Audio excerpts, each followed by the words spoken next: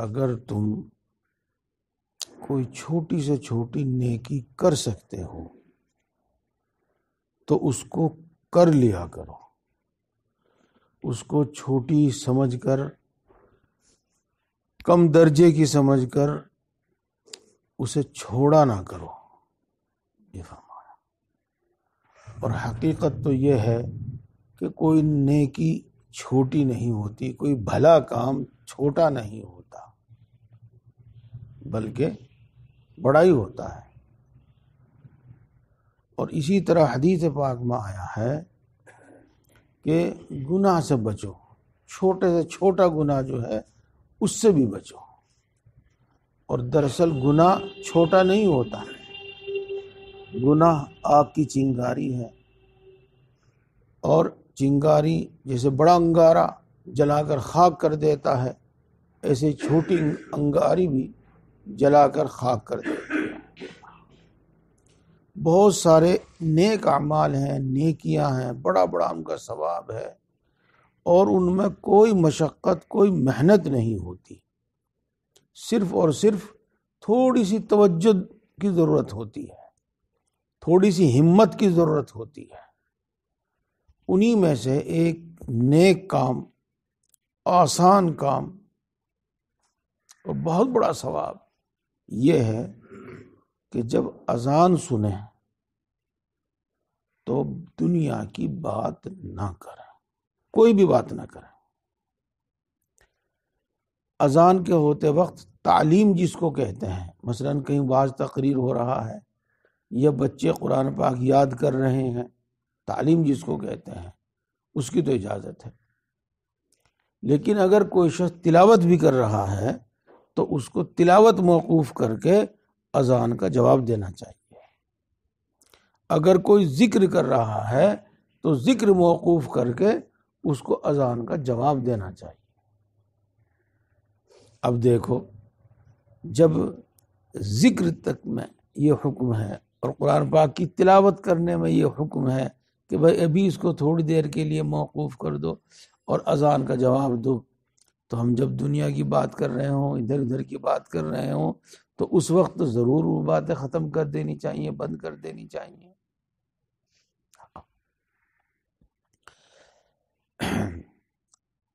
پہلے میں اذان کے جواب دینے کا طریقہ بتاتا ہوں، یہ تو آپ کو معلوم ہے ماشاءاللہ، لیکن یہ باتیں بار بار سننے سے، بار بار ذکر کرنے سے ایک تو عمل کا جذبہ پیدا ہوتا ہے، ایک بھول چوک سے بچتے ہیں، اور پھر کچھ نئے لوگ ہوتے ہیں جن کو معلوم نہیں ہوتا، ان کو بھی پتہ چل جاتا ہے۔ اذان کا جواب کس طرح دینا چاہیے؟ جو مؤذن کہے اس کے کہنے کے بعد سننے والا بھی وہی الفاظ دہراوے۔ مؤذن نے کہا اللہ اکبر اللہ اکبر، تو اس کے بعد ہم بھی کہیں اللہ اکبر اللہ اکبر۔ پھر مؤذن کہتا ہے اشہد ان لا الہ الا اللہ، تو ہم بھی یہی کہیں اشہد ان لا الہ الا اللہ۔ مؤذن کہتا ہے اشہد ان محمد رسول اللہ، تو ہم بھی سن کر یہی کہیں اشہد ان محمد رسول اللہ۔ پھر مؤذن کہتا ہے حی علی الصلاۃ، تو یہ سن کر ہم کہیں لا حول ولا قوت الا باللہ۔ پھر کہتا ہے حی علی الفلاح، تو ہم بھی سن کر کہیں لا حول ولا قوت الا باللہ۔ پھر کہتا ہے اللہ اکبر اللہ اکبر، دو اللہ، تو ہم بھی سن کر کہیں اللہ اکبر اللہ اکبر۔ پھر کہتا ہے لا الہ الا اللہ، تو ہم بھی سن کر یہی کہیں لا الہ الا اللہ۔ اس کے بعد درود شریف پڑھیں، کوئی سا درود شریف پڑھ لیں، مختصر سا پڑھ لیں صلی اللہ علیہ وسلم۔ نماز میں جو درود شریف پڑھتے ہیں وہ پڑھ لیں، کوئی اور مختصر سا پڑھ لیں اللہم صلی علی محمد النبی الامی وعلی آلہ وسلم تسلیما، جو بھی یاد ہو پڑھ لیں۔ اور اس کے بعد پھر یہ دعا پڑھیں یہ دعا یاد کر لینی چاہیے. اللہم رب هذه الدعوة التامة والصلاة القائمة آت محمدا الوسيلة والفضيلة وابعثه مقاما محمودا الذي وعدته انك لا تخلف الميعاد. پہلے تو میں یہ بتاؤں کہ لگ بھگ 40 سال کی عمر تک تو آدمی آسانی سے یاد کر سکتا ہے. 40 سال کے بعد کمزوری شروع ہوتی ہے دماغ میں، 50 سال کے بعد ذرا اور زیادہ شروع ہوتی ہے. تو جہاں ہم دوسرے نیک کام کرتے ہیں، ایک نیک کام اور بہت بڑا نیک کام اور ایمان کے بعد سب سے بڑی عبادت وہ ہے دین سیکھنا. تو یہ دعا اگر یاد نہیں ہے اور جن لوگوں کے یاد نہیں ہے تو وہ اس کا ایک ایک لفظ یاد کر لیا کریں. اگر پڑھنا جانتے ہیں کتاب لے لیں، اس میں دیکھ کے ایک ایک لفظ یاد کر لیں. اگر نہیں پڑھنا جانتے تو امام صاحب سے مسجد میں، محلے میں اور جو حافظ ہیں، قاری ہیں، عالم ہیں، ان سے یاد کرو. بات چونکہ صرف اشراق تک کرنی ہے اس لیے میں زیادہ نہیں کہتا. اللہ رب العزت نے جو علماء کا مرتبہ مقام رکھا ہے اور امت کو ان سے محبت کرنے اور احترام کرنے کا حکم دیا ہے، اسی لیے تاکہ ان سے دین سیکھیں. تو ایک حدیث پاک میں آیا ہے، کیا ہوا ان لوگوں کو جو دین نہیں سیکھتے، اور کیا ہوا ان لوگوں کو جو لوگوں کو دین نہیں سکھاتے.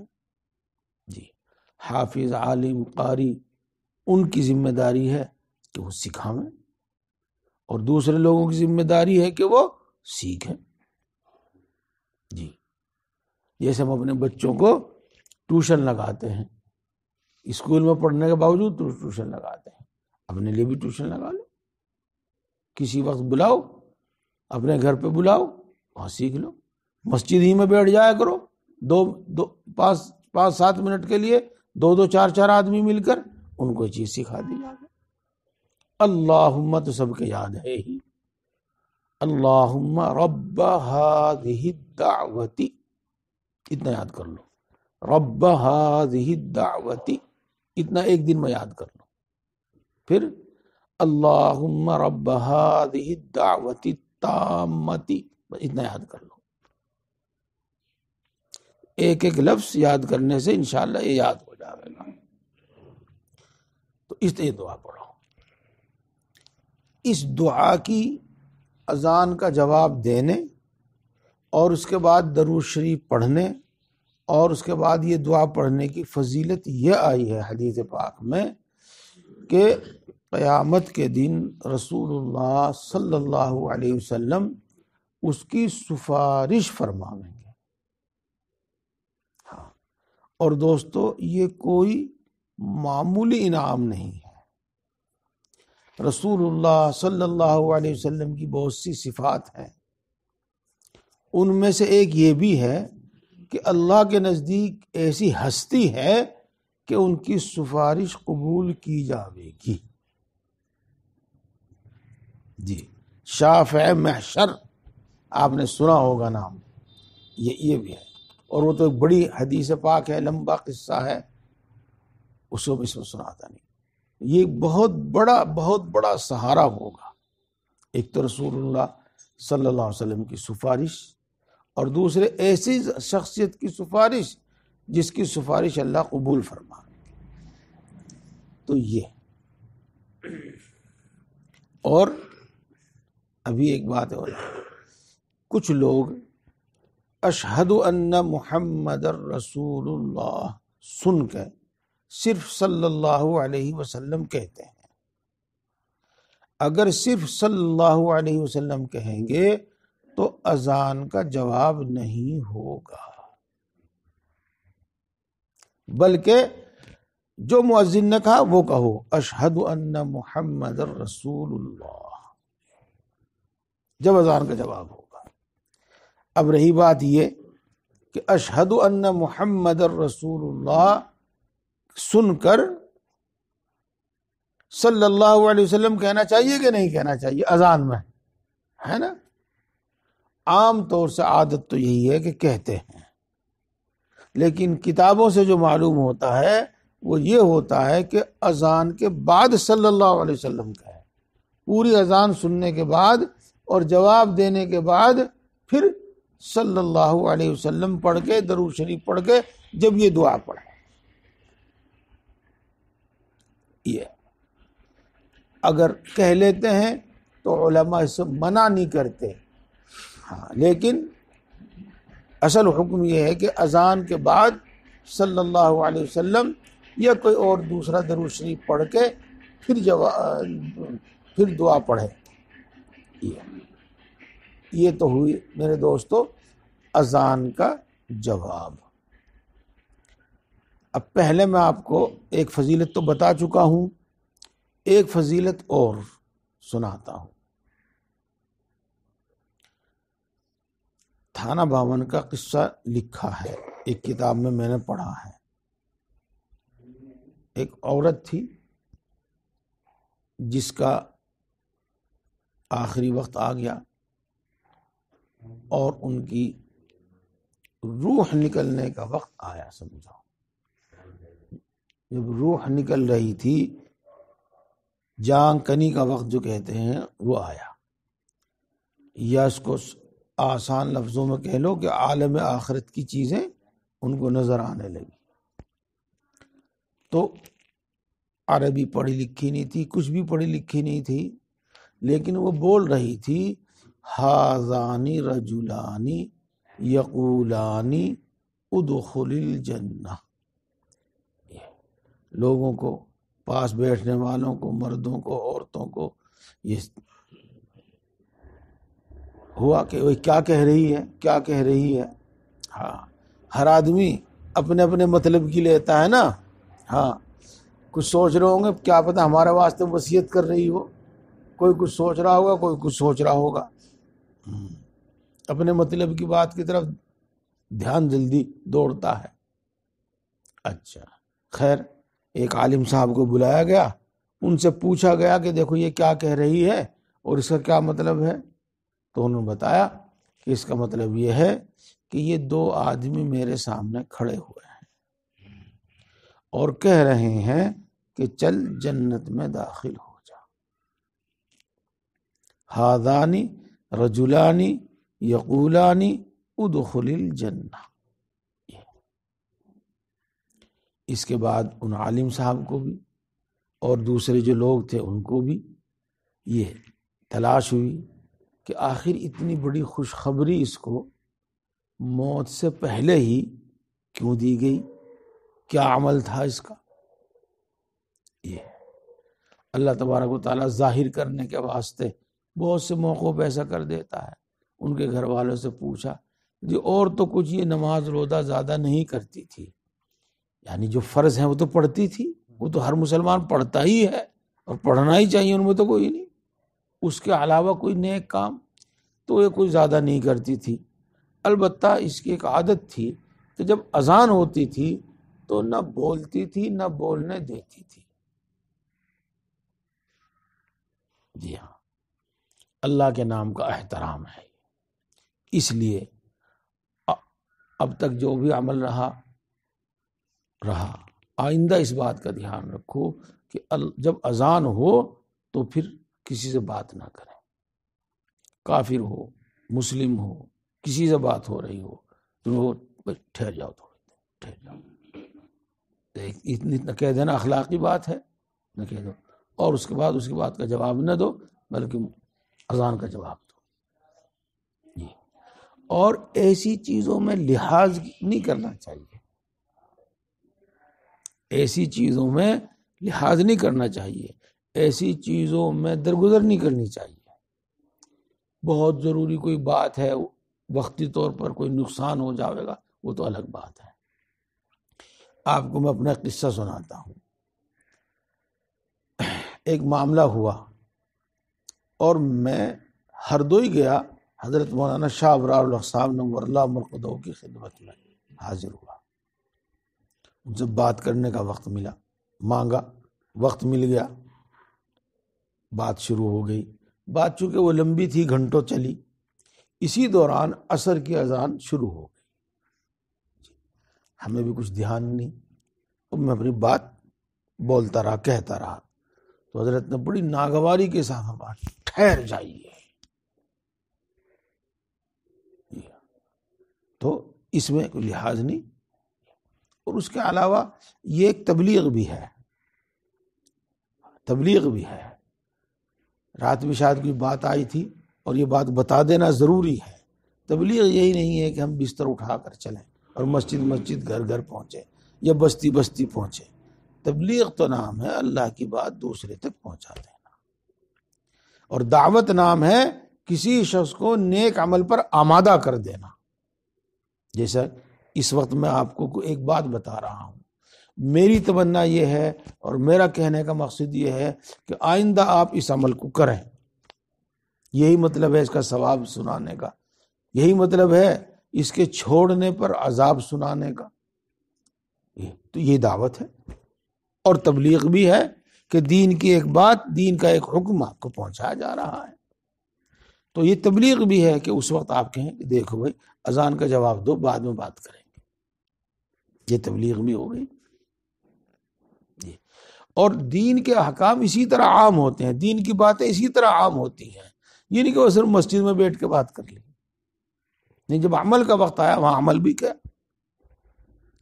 عمل کا جب وقت آیا تو اس کی ترغیب بھی دی، دوسروں کو بتایا بھی، اور نہ کرنے والوں کو منع بھی کیا، روک بھی دیا ان کو۔ یہی ہے امر بالمعروف نہی عن المنکر میں یہ بھی شامل ہے۔ خیر، بہرحال عرض یہ کر رہا تھا میں کہ اس وقت بات نہیں کرنی چاہیے، بلکہ اذان کا جواب دینا چاہیے اور لحاظ نہیں کرنا چاہیے، ادب کے ساتھ، نرمی کے ساتھ اذان کے بعد جواب دیں، اذان کے بعد بات کریں گے، بس یہ ہو جانا چاہیے۔ اور ایسی چیزوں میں دوسروں سے الجھنا نہیں چاہیے، دوسروں سے الجھنا نہیں چاہیے، ایک کام اپنا کر دینا چاہیے۔ آپ نے بات بتا دی، اذان کے بعد جواب، اب اس کی بات کا جواب نہ دو، دوسرے بات کر رہے، شور مچا رہے، اگر آپ کا اتنا اثر ہے، آپ پر ان کا اتنا حق ہے کہ آپ کے کہنے سے وہ رک جائیں گے، آپ ان کو روک سکیں گے تو روک دو، اور اگر نہیں تو انہیں کرنے دو، آپ نہ جواب دو نہ بات کرو۔ یہ اذان کے جواب کا طریقہ ہوا جی، اور اذان کے جواب کا۔ اس کے ساتھ ایک بات اور بھی یاد رکھیو، ایک مسئلہ سن لو پہلے، کبھی یاد نہ رہے پھر۔ جب ہم نے اذان کا جواب ایک بار دے دیا، بس دے دیا، اب اس کے بعد پھر اگر دوسری مسجد میں، تیسری مسجد میں، چوتھی مسجد میں اذان ہو رہی ہے تو ہم اذان کا جواب دے چکے، بس ہر اذان کے وقت اس کا جواب نہیں، ایک مرتبہ جب ہم اذان کا جواب دے چکے تو اذان کا جواب ہو گیا، بس یہ۔ اچھا، اس کے ساتھ جہاں تک ہو سکے، جب تک ممکن ہو، جب اذان ہو رہی ہو اس وقت پیشاب پاخانہ مت کرو، یہ بھی اللہ کے نام کا ادب ہے، تقاضا ہے، بہت ضروری کام ہے، وہ بات الگ ہے۔ عام حالت میں اس وقت پیشاب پاخانہ نہ کرو، ستر نہ کھولو، اللہ کے نام کا احترام ہے، اور اس وقت اس کا جواب دینا۔ یہ اذان سے متعلق بات ہو گئی۔ اب ایک دوسری اور بات، اقامت، جس کو ہم تکبیر کہتے ہیں، تکبیر۔ اذان تو جس طرح پڑھ رہے ہیں، ہے تو اس میں بھی بہت ساری اصلاح کی ضرورت، لیکن اس کو نہیں۔ اقامت یعنی تکبیر جو کہے وہ آئندہ سے اس طرح کہے اور دوسرے کو بھی بتا دے، لیکن اگر کوئی اس کے خلاف کرے تو اس سے الجھنا۔ یہ مستحب اور افضل طریقہ ہے، مستحب طریقہ ہے اور افضل طریقہ ہے۔ کیا؟ پہلے 4 کلمے ایک سانس میں کہے اور جلدی جلدی کہے، اللہ اکبر اللہ اکبر اللہ اکبر اللہ اکبر، اس کے بعد پھر 2 کلمے ایک سانس میں کہیں، اشہد ان لا الہ الا اللہ، اشہد ان لا الہ الا اللہ۔ پھر 2 کلمے ایک سانس میں کہیں، اشہد ان محمد الرسول اللہ، اشہد ان محمد الرسول اللہ۔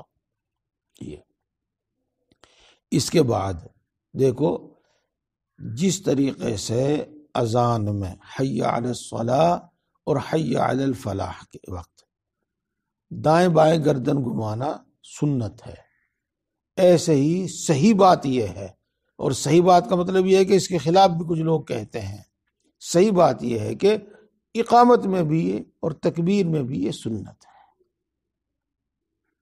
لہذا جب آپ تکبیر کہیں، اقامت کہیں، تو دائیں طرف گردن گھما کر کہو، ایک سانس میں کہو حی علی الصلاۃ، حی علی الصلاۃ۔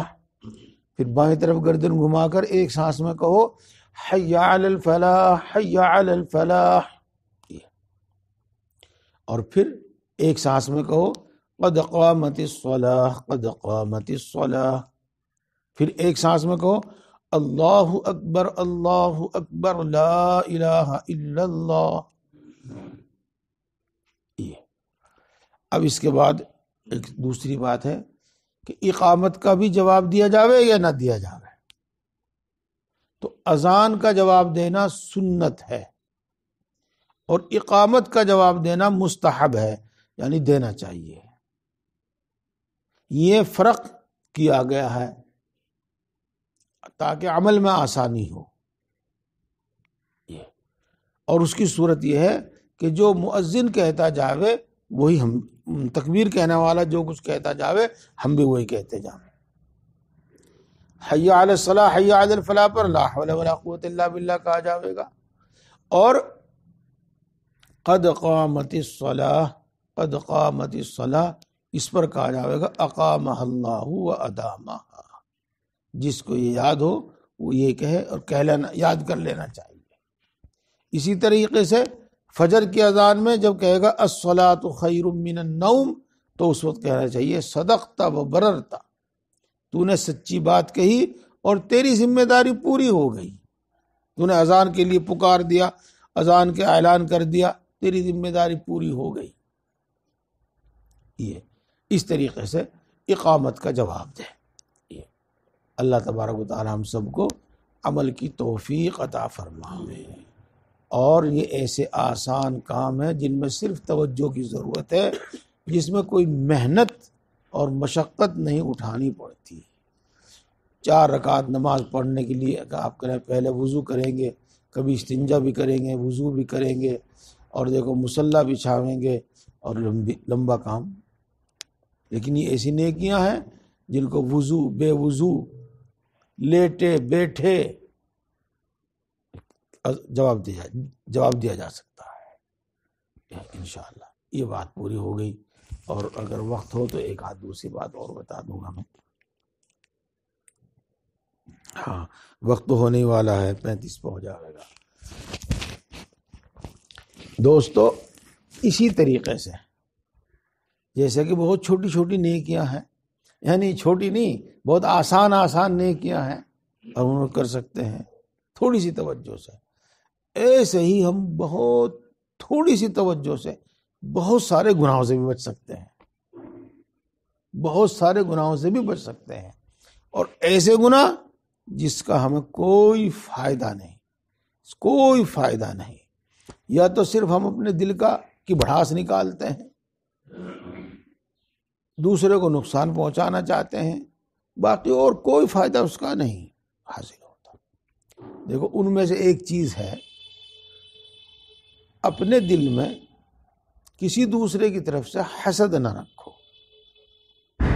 حسد کس کو کہتے ہیں؟ دوسرے کو اچھی حالت میں دیکھ کر، نعمتوں میں دیکھ کر، خوشحالی میں دیکھ کر، کامیابیوں میں دیکھ کر دل دکھ ہے آدمی کا،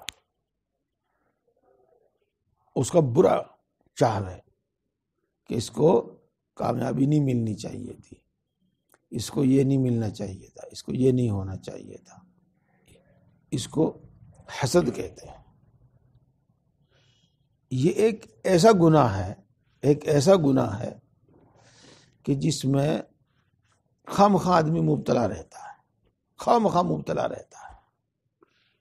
اگر وہ کچھ اور نہ بھی کرے لیکن کسی کی اچھی حالت کو دیکھ کر اس کا دل دکھتا ہے، اس کو حسد کہتے، تو بھی وہ گناہ ہے اس کے لیے.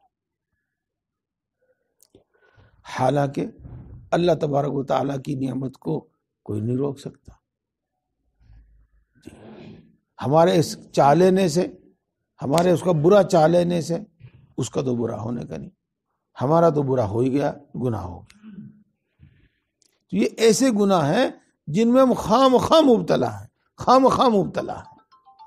اچھا، اسی طریقے سے ایک گناہ جس میں ہم خام خواہ مبتلا ہیں کہ جس کا کسی کا نقصان ہوتا ہے تو خوشی ہوتی ہے،